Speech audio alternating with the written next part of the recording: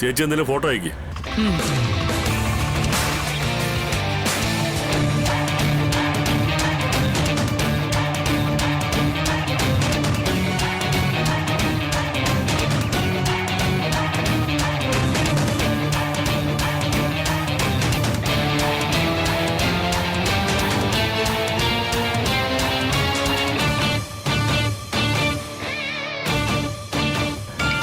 ആ കിട്ടി ചേച്ചി, ഞാൻ അന്വേഷിച്ചിട്ട് വിളിക്കാം. ആ ശരി, പെട്ടെന്ന് വിളിക്കണം കേട്ടോ.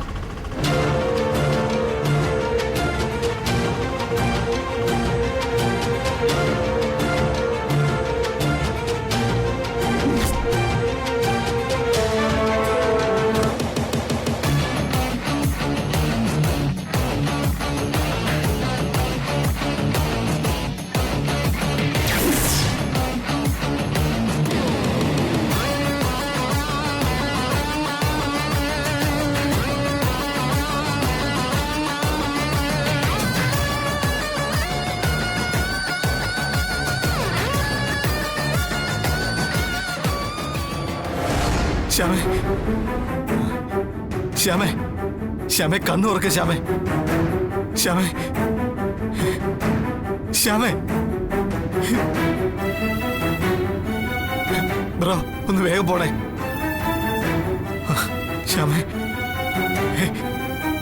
ശ്യാമേ.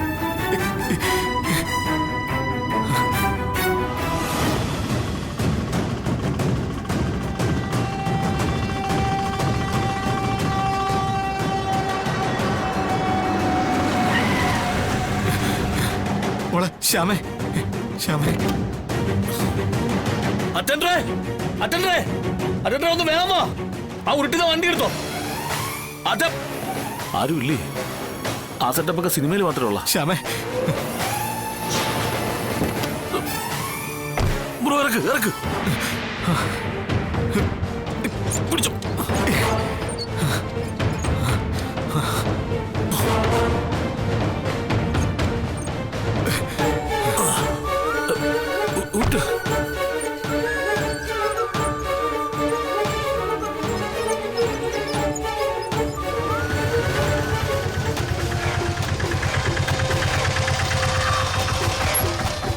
നമ്മുടെ വണ്ടി കിടക്കുന്നു. വാ. അല്ല എന്റെ കാശ് ഒന്ന് വെയിറ്റ് ചെയ്യടോ, ഞങ്ങൾ ഇപ്പൊ ഇങ്ങോട്ട് വരും.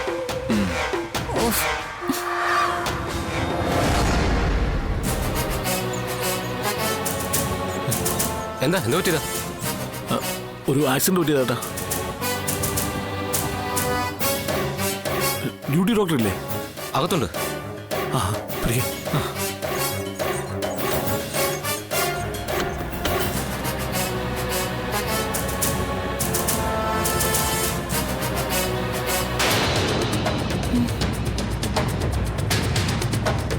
അവൻ എങ്ങോട്ടാണ് ഈ പോയത്?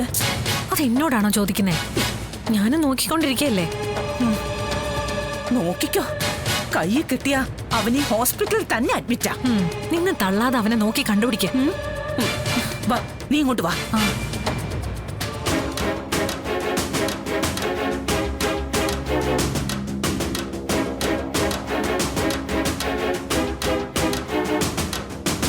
ഹലോ അമ്മേ, ദേ നിൽക്കുന്നവൻ.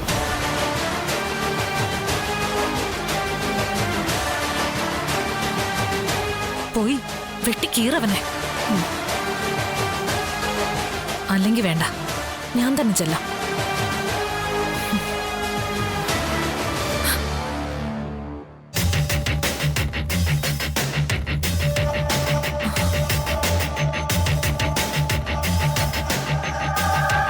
ഇവരെന്താ ഒരുമിച്ച്? ആരെയായിരിക്കും വണ്ടി ഇടിച്ചത്?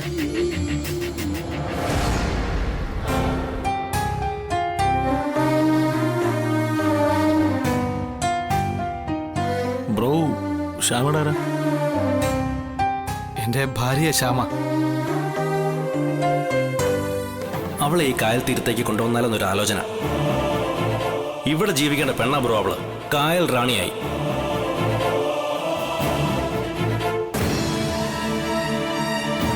അല്ല, നിങ്ങൾക്കെങ്ങനെ അറിയാം ശ്യാമേ? വിഷ്ണു ആശാനല്ലേ? പുള്ളി എനിക്ക് വേണ്ടപ്പെട്ട ആളാ. ആശാ ഫാമിലിയായിട്ട് ഞങ്ങളുടെ നാട്ടിൽ പിക്നിക്കിന് വന്നായിരുന്നേ. അന്ന് കണ്ടുള്ള പരിചയം ആശാനായിട്ട്. അമ്മേ എന്തപ്പ ചെയ്യാ? അവനെ വെറുതെ വിടാന്നാണോ? വെറുതെ വിടാനല്ലടി. ഇപ്പൊ അങ്ങോട്ട് ചാടിക്കേറി പോയാ ആർക്കാ നാണക്കേട്? നിന്റെ മുൻ ഭർത്താവാ അവിടെ നിൽക്കുന്നത്.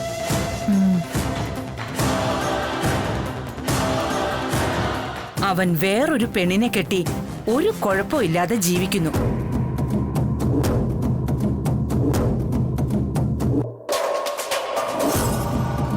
ഇപ്പോ നീ ഇതുപോലൊരു പടുകുഴിയിൽ പോയി വീണു എന്നറിഞ്ഞ അവന് സന്തോഷമാകും. അതുകൊണ്ട് നീ ഒന്ന് വെയിറ്റ് ചെയ്യേ.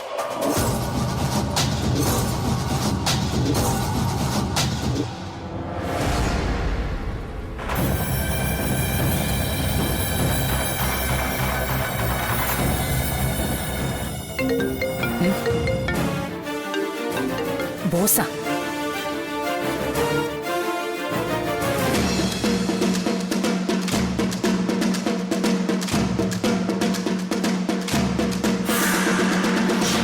ഹലോ ചേച്ചി, ഞാനാ ചന്ദ്രബോസ്.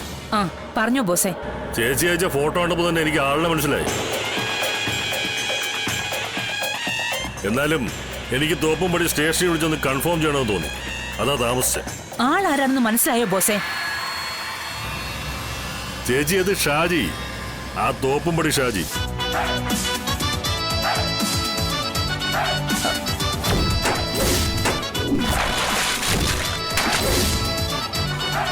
തോപ്പമ്പടി ഷാജിയോ? ഓ, ഷാജി എന്ന് പറയുന്നത് അവന്റെ വിളിപ്പേരാണ്. ഒറിജിനൽ പേരെന്താണെന്ന് ആർക്കും അറിയത്തില്ല. ജാതി ഏതെന്നോ മതം ഏതെന്നോ അച്ഛനായിരുന്നോ അമ്മയായിരുന്നോ ഒന്നും ആർക്കും ഒരു പിടിയുമില്ല. ഏതോ ഓർഫനേജിൽ വളർന്നതാണോ എന്നൊരു സംശയമുണ്ട്. എന്നാലും കയ്യിലില്ലാത്ത തരികിടെ ഒന്നുമില്ല.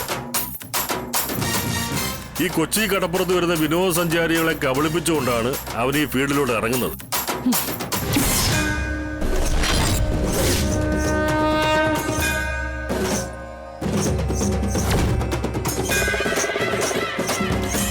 ക്രിസ്ത്യാനികൾക്കിടയിൽ അവൻ ഷാജി പുന്നൂസ്, ഹിന്ദുക്കൾക്കിടയിൽ അവൻ ഷാജി മാധവൻ, ഇനി മുസ്ലിം കടയിലോട്ട് കയറുകയാണെങ്കിലോ ഷാജഹാൻ.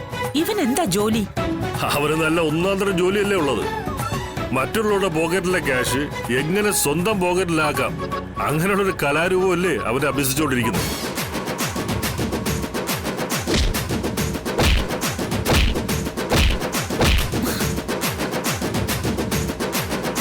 അതിലേ അവൻ നല്ലൊരു മിടുക്കനുമാണ്. ആട്, തേക്ക്, മാഞ്ചിയം, യമു, അങ്ങനെ അവൻ പറ്റാത്ത ഒരു ഉടായ്പുമില്ല. ഉടായ്പ എവിടെ ഉണ്ടോ അവിടെ അവനും ഉണ്ടാവും. ഈയിടെയായിട്ട് അവനെ കുറിച്ച് ഒന്ന് രണ്ട് കംപ്ലൈന്റ്സ് ഒക്കെ സ്റ്റേഷനിൽ കിട്ടിയിട്ടുണ്ട്. അവനിപ്പോ ഗസറ്റ് വിജ്ഞാപനം ചെയ്ത് സ്വന്തം പേര് ജഗദീപ് കുമാർ എന്നാക്കി. ചേച്ചി, നമ്മുടെ ചിറക്കൽ ഗ്രൂപ്പിന്റെ ഉടമസ്ഥൻ രാമേന്ദ്രൻ ഉണ്ടല്ലോ, അയാളുടെ മകന്റെ പേരാ ജഗദീപ് കുമാർ. എന്താ? ആ ജഗദീപ് കുമാറാ ഇവനെന്ന് പറഞ്ഞാണ് ഇപ്പൊ തട്ടിപ്പെടുത്തിക്കൊണ്ടിരിക്കുന്നത്. ചിറക്കൽ രാമചന്ദ്രന്റെ മകനാണെന്ന് പറഞ്ഞ് ഇവൻ കാണിച്ച തട്ടിപ്പിനെല്ലാം എവിടെ നിന്നെല്ലാം ഞാൻ തല്ലുകൊണ്ടെന്ന് എനിക്ക് തന്നെ അറിയില്ല. പലയിടത്തും ഈ പേര് പറഞ്ഞ് പലരെയും കബളിപ്പിച്ചുകൊണ്ടിരിക്കുക. അവൻ കല്യാണം കഴിച്ചതാണോ? അതല്ലാന്ന് ആണെന്നൊക്കെ പറയുന്നുണ്ട്. ഈ പരിചയമുള്ള കുട്ടികൾക്ക് വേണ്ടിയുള്ള കല്യാണ ആലോചന വല്ലതും ആണെങ്കിൽ വെറുതെ പോയി തലവെച്ചു കൊടുക്കല്ലേ ചേച്ചി.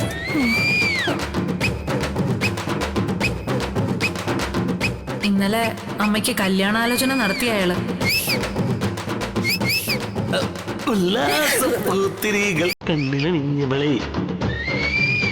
അതിലും ഭേദം ആ പെണ്ണിനെ കഴുത്തി വല്ല കല്ലും കെട്ടി കടലിൽ താക്കുന്നതായിരിക്കും.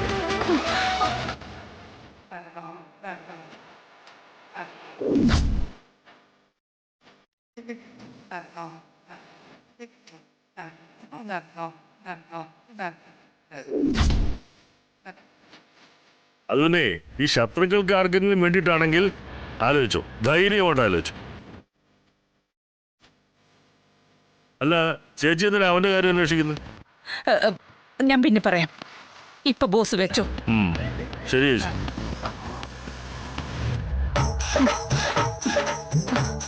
എന്താ അമ്മേ, ചിറ്റപ്പൻ എന്താ പറഞ്ഞേ? അവൻ തോപ്പും പടി ഷാജിയാടി, നമ്പർ 1 ഫ്രോഡ്.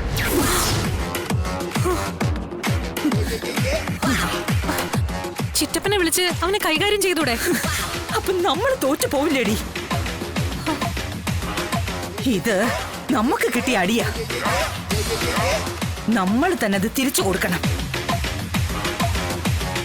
നീ വന്നേ.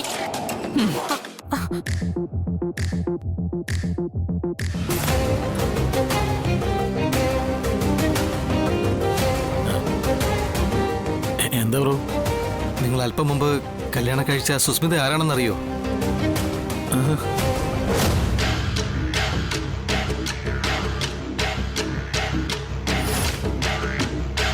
അവളുടെ മുൻ ഭർത്താവാ ഞാൻ. അയ്യോ, അപ്പൊ താങ്കളായിരുന്നല്ലേ ആദവാഗ്യൻ? എടി, അവര് തമ്മിൽ പരിചയപ്പെടുകയാണെന്ന് തോന്നുന്നു. പൊന്നു ബ്രോ, താങ്കൾ എന്തെങ്കിലും ഒരിക്കൽ നേരിട്ട് കാണണമെന്ന് ഭയങ്കര ആഗ്രഹം ഉണ്ടായിരുന്നു. എന്തിനാ? എന്റെ പൊന്നു ബ്രോ, അതുപോലൊരു രക്തയക്ഷിയെ കണ്ട് പ്രേമിക്കാനും ഇഷ്ടപ്പെടാനും ഒക്കെ നിനക്ക് എങ്ങനെ തോന്നിയത്? അതിപ്പോ എടി, നിന്റെ കാര്യ പറയുന്നേ. രക്തയക്ഷി എന്നൊക്കെ പറയുന്നു. ഉള്ളിലെന്താണെന്ന് നമുക്കറിയില്ലല്ലോ. പുറമേ കാണാൻ വലിയ തിരക്കേടില്ലായിരുന്നു. അയ്യാടാ, എവിടെന്ന്? മത്തങ്ങയുടെ മേലെ മച്ചിങ്ങ വെച്ച് കണക്ക് 2 കണ്ണ്, ഊള ചിരിയും ഓഞ്ഞ ഒരു മൊഴിയും. ഇയാൾക്കെന്താ കണ്ണില്ലേടോ അത്? അയ്യോ, നിന്റെ കാര്യം തന്നെയാ പറയുന്നത്. എനിക്ക് ഉറപ്പാ. കഷ്ടം. പേഷ്യന്റിനൊപ്പം വന്ന ആളെ ഡോക്ടർ അന്വേഷിക്കുന്നു. ഞാൻ വരാം സിസ്റ്റർ. നിങ്ങൾ പേഷ്യന്റിന്റെ ആരാ? ഞാൻ ഇവളുടെ ഹസ്ബൻഡ് സിസ്റ്റർ. നിങ്ങൾ അകത്തേക്ക് വരൂ. എന്നാ അവിടെ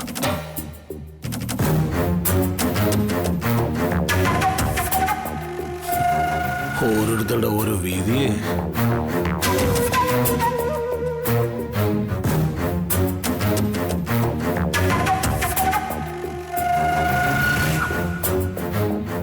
അപ്പോ ശ്യാമിക്കാണോ ആക്സിഡന്റ് ആയത്?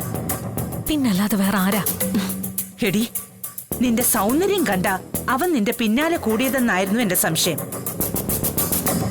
അതും അല്ലെന്ന് ഇപ്പൊ എനിക്ക് മനസ്സിലായി. പിന്നെ എന്താ? അമ്മ പണമായിരിക്കും. ആ, സാധ്യതയുണ്ട്. പക്ഷേ അത് മാത്രമല്ലടി.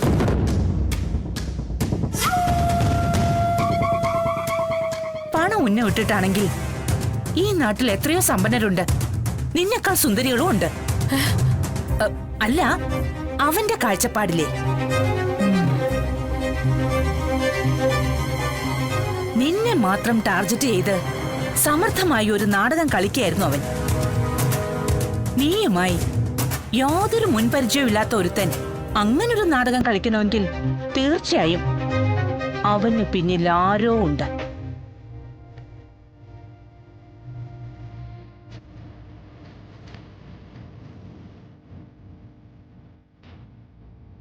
ആരോ ചരട് വലിക്കുന്നതിനൊപ്പം ആടുന്ന ഒരു കളിപ്പാവം മാത്രമാണവൻ.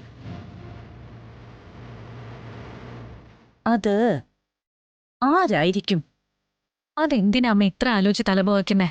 നേരെ മുന്നിലിരിക്കില്ലേ അവൻ. അവനെ കൊണ്ട് തന്നെ പറയിപ്പിക്കാം.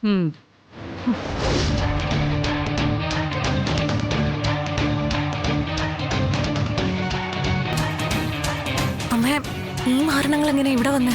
എടി, ശാലിനിയുടെ അനിയത്തി ശ്യാമയല്ലേ അകത്ത് ആക്സിഡന്റ് ആയിട്ട് കിടക്കുന്നത്? ആ, അത് ശരിയാണല്ലോ. വിഷ്ണുട്ടാ, ജയദീപേ, അമ്മേ, ഇവർ തമ്മിൽ എങ്ങനെ പരിചയം? ഞാനല്ല അവരെ തമ്മിൽ പരിചയപ്പെടുത്തിയത്. ജഗദീപേ, ശ്യാമയ്ക്ക് എന്താ പറ്റിയേ? ബ്രോ, എന്റെ വണ്ടി തട്ടിയതാ. പക്ഷെ സത്യമായിട്ടും കുഴപ്പമില്ലല്ലോ കേട്ടോ. ഇതാണ് ഇത്, എല്ലാ വണ്ടിക്കാരും പറയുന്ന പോലെ അല്ല കേട്ടോ. ശ്യാമ എന്റെ വണ്ടിയുടെ മുമ്പിലേക്ക് എടുത്ത് ചാടിയതാ.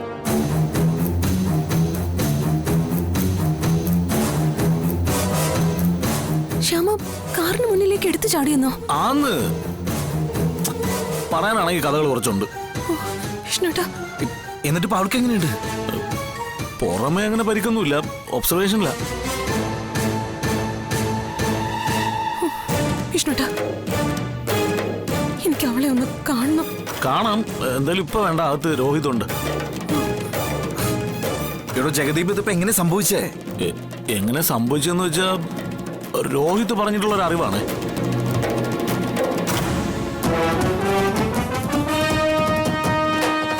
നമുക്ക് പിരിയാം രോഹിത്. അമ്പലത്തിൽ വെച്ച് അങ്ങനെയൊക്കെ സംഭവിച്ചെങ്കിലും ഞാനും ദീപക്കുമായി കോണ്ടാക്ട് ഉണ്ടായിരുന്നു. ശ്യാമയ്ക്ക് ഇനി ഒരിക്കലും എന്റെ ജീവിതത്തിലേക്ക് കടന്നു വരാനാവില്ല. അച്ഛനും അമ്മയും എനിക്ക് പുതിയൊരു ബന്ധം ഉറപ്പിച്ചു.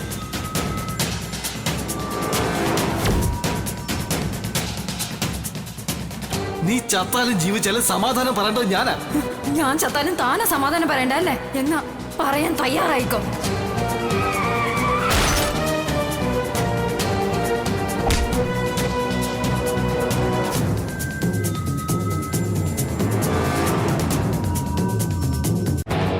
കഥയില് ഭയങ്കര ട്വിസ്റ്റ് ആണല്ലോടി. അതാമ്മ ഞാനും ആലോചിക്കുന്നേ.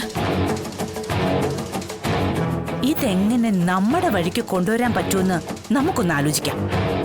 എന്നെ ഈ നിൽക്കുന്ന മരത്തണ്ടി കെട്ടിയെങ്കിലും ഒരു കാര്യത്തിൽ എനിക്ക് സമാധാനമായമ്മേ. രോഹിത്തിന്റെ ജീവിതം ഇങ്ങനെ കട്ടപ്പുകയായല്ലോ. അവന്റെ പുതിയ കെട്ടിയോള് ശ്യാമ പഴയ കാമുകനെ ഓർത്ത് കെട്ടിത്തൂങ്ങി ചാവോ വിഷം അടിക്കോ ചെയ്തോളും. ഇല്ല, അവരൊരിക്കലും ഭാര്യ ഭർത്താക്കന്മാരായി സന്തോഷത്തോടെ ജീവിക്കില്ല. അതൊരു സന്തോഷ വാർത്ത തന്നെയാ. എങ്കിലും ആ കാര്യം നമുക്കൊന്നുകൂടൊന്ന് ഉറപ്പുവരുത്തണം. ശ്യാമ വീണ്ടും ദീപകിനെ അന്വേഷിച്ചു പോയെന്ന് പറഞ്ഞ എനിക്ക് വിശ്വസിക്കാൻ പറ്റുന്നില്ല. അല്ല, രോഹിത് എങ്ങനെ ഇക്കാര്യങ്ങൾ ഡീറ്റെയിൽ ആയിട്ട് നിന്നോട് പറഞ്ഞു? എന്റെ ആശാനെ ഒന്നാമത് തട്ടിയത് ഞാൻ ഓടിച്ചിരുന്ന വണ്ടിയാ. രണ്ടാമത് ഞങ്ങൾ തമ്മിലിപ്പോ വേറൊരു ബന്ധവും കൂടെ ഉണ്ടേ.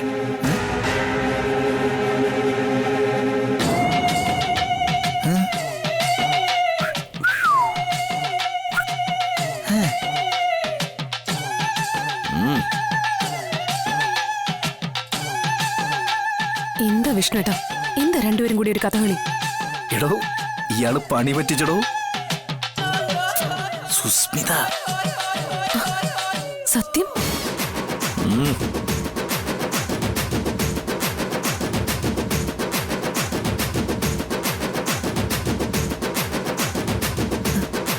എന്നായിരുന്നു? താണ്ട ഇന്ന് ഇപ്പൊ.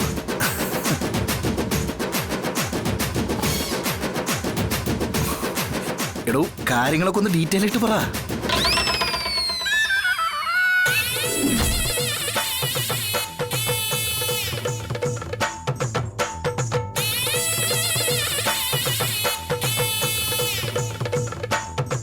ചെറക്കൽ രാമചന്ദ്രന്റെയും ശശികലയുടെയും മേഘമകൻ ജഗദീപ് കുമാർ രജിസ്റ്റർ വിവാഹം കഴിച്ച സുസ്മിത രാജശേഖരൻ. പെണ്ണുപിള്ളേ, ചിറക്കൽ രാമചന്ദ്രൻ എന്ന് പറയുന്നത് ഞാനാ. ഇതെന്റെ മകൻ ജഗദീപ്.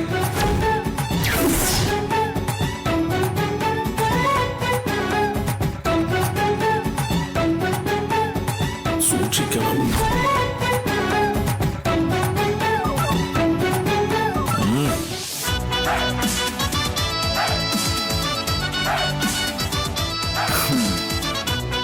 അപ്പൊ നമ്മൾ വിരിച്ച വലയില് അവള് വന്ന് വീണു.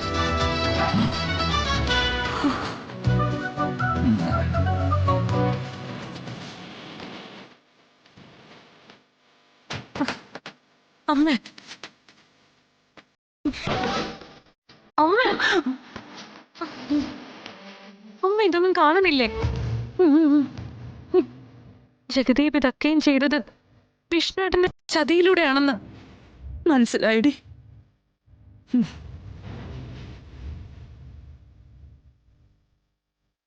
പണി കൊടുക്കാം, പാലും വെള്ളത്തിൽ തന്നെ.